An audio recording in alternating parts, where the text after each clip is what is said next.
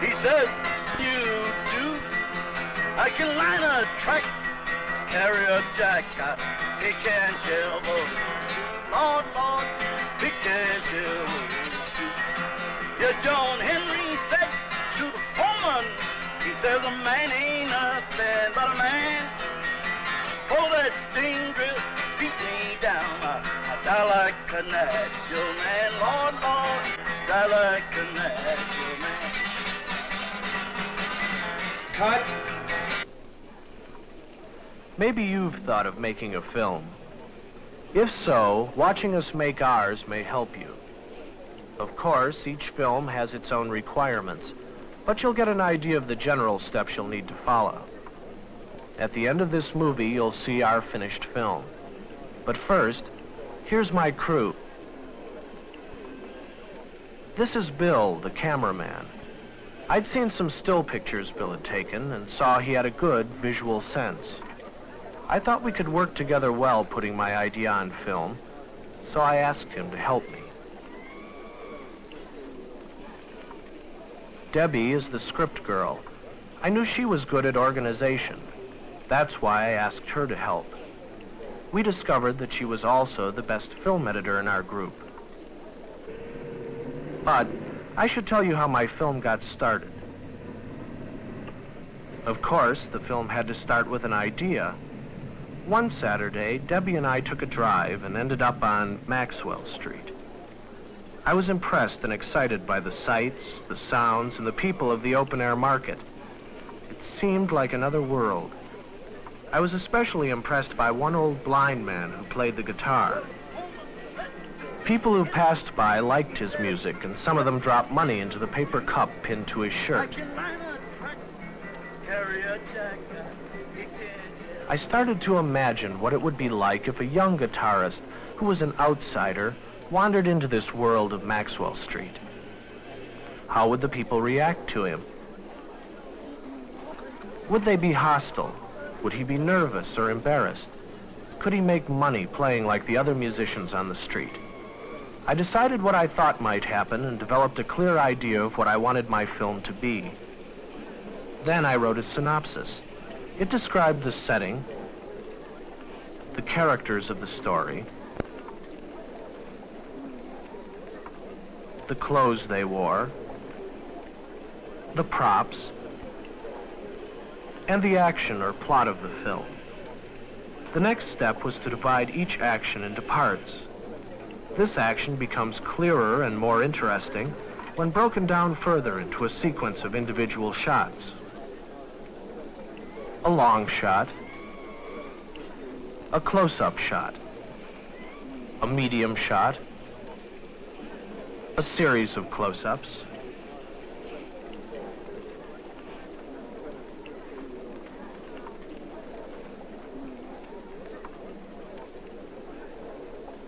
and a return to the long shot.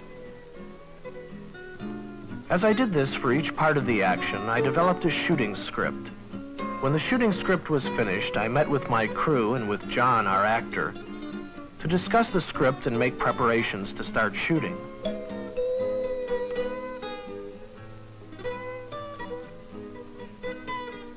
Bill brought the equipment. We made sure we had everything needed to shoot the film. First, a good camera and lens. We used 16mm equipment, but of course, the procedures we followed are similar for 8mm. Bill also got a steady tripod, so the film would not turn out like this.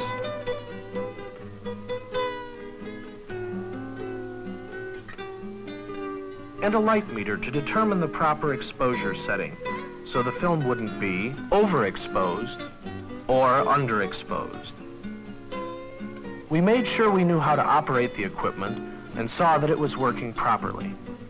We also had to estimate how much film we would need, and we decided to shoot in color. The next day, Bill and I went to the location. We looked for interesting places, and Bill checked out the lighting conditions. We got permission from the owner of a building to shoot from his roof. We wanted to be sure we could shoot the film I had written or make any necessary changes in the script before we started shooting. We didn't want to waste time, so we planned carefully. The next day, we started shooting.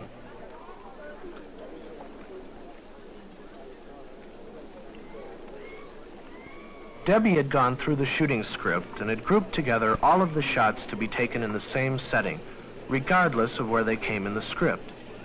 For example, we shot the opening sequence at the same time as the closing sequence, because they had the same setting. We worked as a team. Each of us was responsible for a specific part of the job. My main responsibility as the director was to be sure that the final film would be what I intended it to be. I had to know what I wanted the actors to do and communicate this to them. I also had to visualize how each shot would fit into the completed film, and I had to be aware of the continuity which would result from putting the different shots together. When I planned to cut together 2 shots of 2 people from different angles, I had to be sure they were on the same side of the screen. Otherwise, I'd get a jump effect I didn't want.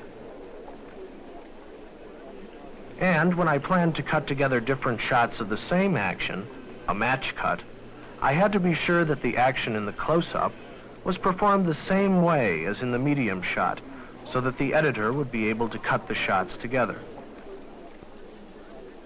I also took some extra shots I could use if I wanted to cut away from the main action. Bill had specific duties too. The cameraman has to read the light meter, set the lens for proper exposure, and focus the lens to obtain a sharp image. He has to frame the subject properly and work with the director to decide the best composition for the shot. He also has to move the camera to follow the action.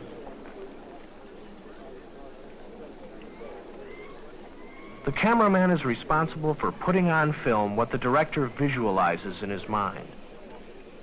Debbie, as the script girl, had to keep the records of the production. She kept track of which scenes had been shot, how many takes we made of each shot, and which takes were good. She also kept a record of the positions and appearance of the actors and props, in case we needed to do any retakes.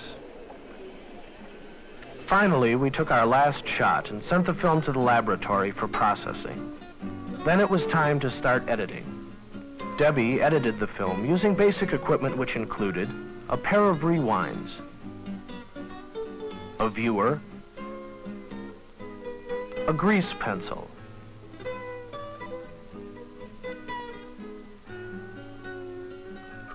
a pair of scissors, a splicer, and film cement. It is the editor's job to arrange the out-of-sequence shots into the final film according to the director's specifications. These may differ a little from the original shooting script because of changes that occurred during shooting. Many times, the editor uses only part of a shot. For example, take that match cut you saw us shoot. Here are the 2 original shots, the close-up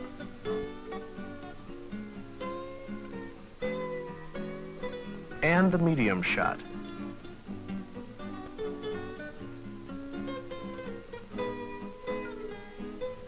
And here are the 2 shots match cut together. Finally, editing can sometimes correct mistakes made in shooting. And even with careful planning, we made a few, like this error in screen direction.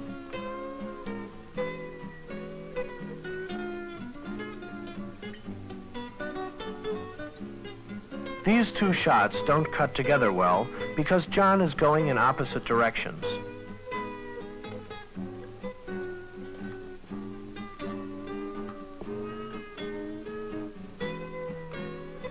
To solve the problem, we used one of the cutaway shots in between.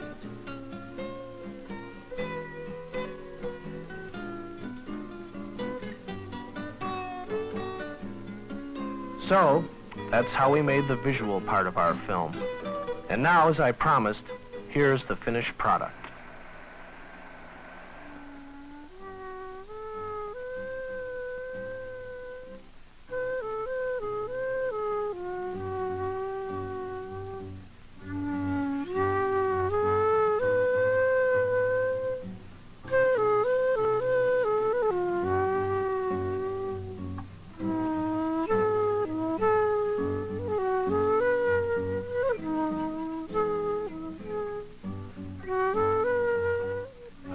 girl.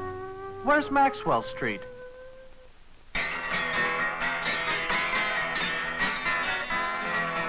Well, the foreman said to John Henry, said, what can you do? I can line a track, carry a jackknife, pick and shovel. Lord, Lord, pick and shovel. Yeah, John Henry